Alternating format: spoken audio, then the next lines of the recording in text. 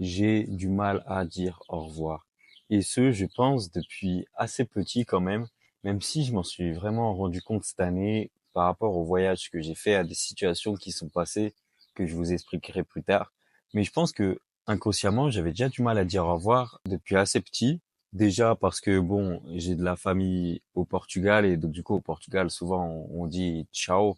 Donc moi j'ai l'habitude de dire surtout avec mes potes et tout quand je leur dis au revoir en vrai je leur fais ciao ciao parce que voilà c'est une habitude, mon père c'est ce qu'il dit tout le temps donc voilà j'y reprends et je pense souvent avec d'autres gens et je dis beaucoup à bientôt parce que pour moi dire au revoir bah ça veut dire au revoir, c'est peut-être on va pas se revoir, tu vois.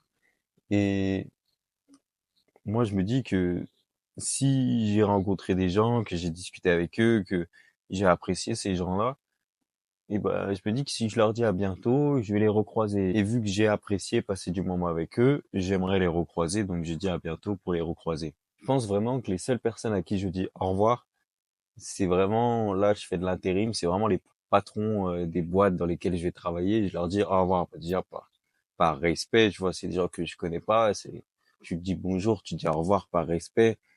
Et peut-être aussi parce que j'ai pas forcément envie de les recroiser, mais en vrai surtout par respect et parce que je vais pas partir en disant ciao ciao. Tu vois, ils vont me regarder bizarre. Je vais pas dire salut parce que tu dis salut à un pote. Tu dis pas salut à quelqu'un qui est quand même au-dessus de toi hiérarchiquement, tu vois, et qui a de l'autorité sur toi. Et je lui dis pas à bientôt parce que bon, voilà, pas envie de le revoir. Ouais, moi surtout cette année en voyage, je me suis rendu compte que je n'aimais pas du tout dire au revoir, genre même quand je parlais avec des Anglais, ils disaient vraiment tout le temps see you soon, à bientôt. Parce que non, dire au revoir, dire goodbye, goodbye, c'est triste comme mot goodbye. Alors que see you, c'est c'est mieux. Je trouve déjà ça sonne mieux. Bah, en fait, c'est le mot qui sortait le plus naturellement. Le goodbye, il sortait jamais. Et c'est ce que je me suis rendu compte avec la famille en Suisse dans laquelle j'ai fait du volontariat. Donc, en gros, j'étais un peu comme au pair, je m'occupais des enfants et en échange, j'étais nourri et logé gratuitement chez eux, dans une famille en Suisse. Et la famille en Suisse, elle parlait en anglais, mais le père, il parlait aussi français. Et je suis resté un mois et demi avec eux. Et le dernier jour, en fait, il y a d'abord la maman qui est partie avec un des deux enfants, celui qui allait à l'école, le petit, l'autre, le petit, il était trop petit, il avait 1 an et demi, donc il restait à la maison.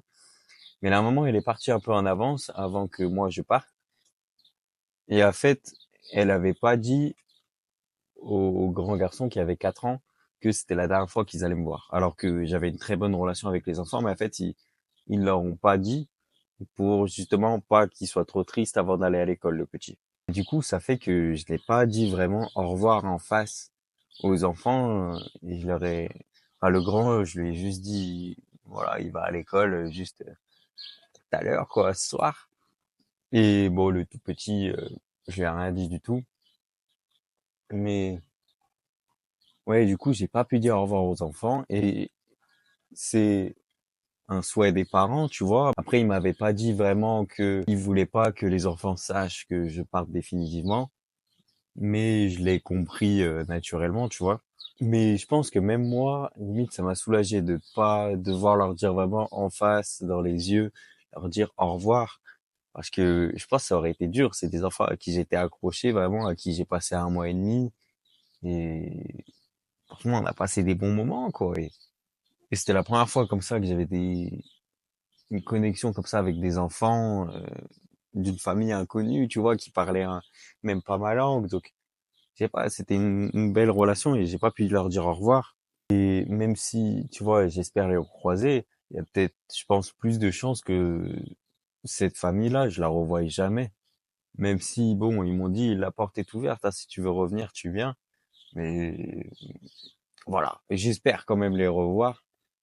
Mais ça va être compliqué, je pense quand même. Et les parents de la famille, pareil, la mère, elle est partie un peu vite, tu vois, le petit était un peu en retard à l'école. Donc on s'est juste fait un câlin et tout, elle m'a remercié. Et ça s'est terminé comme ça. Et le père, vraiment, il avait le temps, il m'a déposé à la gare en voiture et tout. Mais pareil, lui, au revoir très, très bref, très direct, au revoir, voilà, on se serre la main Et là, j'avoue, je sais pas si je lui ai dit au revoir ou à bientôt. Je sais pas. Je pense que je lui ai dit à bientôt ou à plus, hein. Ça m'étonnerait que j'ai dit comme ça au revoir en face. Ça m'étonnerait. Parce que vraiment, j'ai du mal à dire au revoir. Et je pense à un autre exemple aussi, c'est quand j'étais sur le chemin de Saint-Jacques-de-Compostelle. Donc j'ai fait 30 jours sur le chemin de Compostelle, le chemin du Nord. Je suis parti d'Irun jusqu'à Saint-Jacques-de-Compostelle, 840 kilomètres en tout, que j'ai fait en 30 jours. La dernière semaine, j'ai rencontré un Taïwanais. Et franchement, le Taïwanais, il m'appréciait trop. Voilà, il voyait un jeune, machin. Et on a marché plusieurs jours ensemble. C'était vraiment moi ma meilleure rencontre du Camino. Et c'était la première fois où je passais autant de temps avec quelqu'un. Souvent, je marchais seul 90% du temps. Et là, c'est vrai que la dernière semaine, j'ai pas mal marché avec lui. Et en fait, l'avant-dernier jour, moi, j'avais prévu de faire 30 kilomètres, un peu plus. Et lui, de faire que 20 kilomètres. Et donc, du coup, en fait, on allait séparer. Mais en fait, dès le début, moi, j'ai préféré partir avant lui pour pas qu'on ait à se séparer sur le chemin. J'ai préféré partir avant lui pour cette raison, mais peut-être aussi parce que j'avais peur de lui dire au revoir en face. Ce qui fait, avec ces Taïwanais, c'est qu'on ne s'est pas réellement dit au revoir. Vraiment, je suis parti et limite, quand je suis parti, je lui ai dit, ouais, je t'attends sur la route, limite. Mais en fait, ouais, non, j'ai tracé, on s'est jamais revu depuis. Parce que, ouais, j'hésitais en fait à vraiment lui dire au revoir et merci pour ces quelques jours qu'on a passés ensemble. Mais c'était trop dur et j'ai vraiment fait le choix. C'était pas du tout un choix inconscient que j'ai fait. C'est vraiment, je m'étais posé la question de est-ce que je lui dire au revoir ou pas. Et j'ai préféré ne pas lui dire au revoir. Parce que, voilà, ça m'aurait fait trop mal de lui dire au revoir. Parce que c'est quelqu'un avec qui j'ai passé des bons moments. Et même, tu vois, quelques pèlerins où je discutais juste 10, 15 minutes et qu'ensuite, moi, je continuais ma route. La plupart des gens, jamais je leur ai dit au revoir. Genre, à chaque fois, il y a des gens. Même je me rappelle un Français que j'avais croisé, un Français de 20 ans, c'était le plus jeune Français que j'ai croisé. Et un mec, franchement, on était allé à la plage un matin et tout, on accrochait bien. Et lui, il est resté à la plage, moi j'ai continué, pareil. Bon après lui, je pensais vraiment le revoir, mais je l'ai plus revu depuis. Et je lui ai vraiment dit, bon bah vas-y, on se retrouve sûrement dans l'auberge ce soir ou demain, on va sûrement se revoir. Tu vois, moi je me disais vraiment, on va se revoir. Et en fait, pas du tout, on s'est pas du tout revu. Et voilà, avec plein de gens, juste je leur disais, bah see you, quoi. See you in the next albergue, see you tomorrow. Tu vois, et je me disais, vas-y, je vais les revoir. Il y avait pas non plus des milliers et des milliers de pèlerins, donc je me suis dit, je vais les revoir, mais la plupart du temps, les gens, je les revoyais pas, quoi. Et c'est des gens à qui j'ai pas dit au revoir, alors que c'est des gens que j'ai croisés, mais vu que j'ai apprécié passer du moment avec eux, je préfère dire à bientôt pour espérer les recroiser. Et voilà, c'est juste pour ça, j'ai du mal à dire au revoir. Pour moi, dire au revoir, c'est vraiment limite dire adieu et j'aime pas dire adieu aux gens que j'ai apprécié passer du temps avec eux. Et peut-être aussi, je me dis, c'est peut-être par peur d'être oublié, un peu.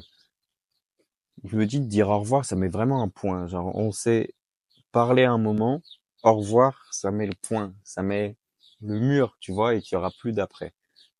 Et donc, du coup, je me dis, vas-y, moi, et j'ai envie de, surtout sur le Camino, j'avais envie de laisser une bonne image aux gens qui m'ont croisé. Une image d'un mec de 18 ans qui a osé faire le Camino del Norte alors que c'est plutôt pour les personnes âgées, qui a osé, voilà, partir seul et oser arrêter l'école et vraiment essayer de vivre ses rêves. Je voulais vraiment donner cette image-là, pas l'image, voilà, que les personnes peuvent avoir d'un jeune, voilà, quelqu'un de pas mal poli, mais prône pas non plus le respect, quelqu'un qui peut-être est sur son téléphone et qui faisait peut-être aussi le chemin de Compostelle pour les mauvaises raisons. Je voulais pas donner ce point de vue-là. Et ouais, pour que les gens gardent une bonne image, voilà, je voulais qu'ils se souviennent de moi comme quelqu'un de bien, un garçon gentil, simple. Et ça passait aussi par le fait de dire à bientôt. Et voilà, je pense que c'est surtout en voyage que je me suis rendu compte que j'ai du mal à dire au revoir. Et dans le prochain voyage là que je prépare pour septembre, un voyage de 3 mois, je pense que le moment où je devrais dire au revoir, où je devrais retourner en France, ça va être délicat aussi. Ça va être très délicat parce que ça va être très émouvant, je pense. Si vraiment je vis mon aventure à fond et que tout se passe comme prévu et que voilà, moi, je suis un peu timide et réservé, introverti, donc j'ai du mal un peu à aller vers les gens. Mais si là, je me force et vraiment je crée une vraie connexion avec les locaux, je pense que les au revoir pourraient être très compliqués. Et honnêtement, je pense que je vais pleurer, hein, si vraiment j'ai vécu mon aventure à fond. Il y a moyen que je pleure et donc là, pareil, ce sera impossible de dire au revoir. Je sais pas ce que je vais sortir pour clôturer, mais je dirais pas au revoir, c'est sûr. Donc voilà, je vous tiens au courant dans 4, 5 mois si j'ai réussi à dire au revoir ou pas pour mon prochain voyage.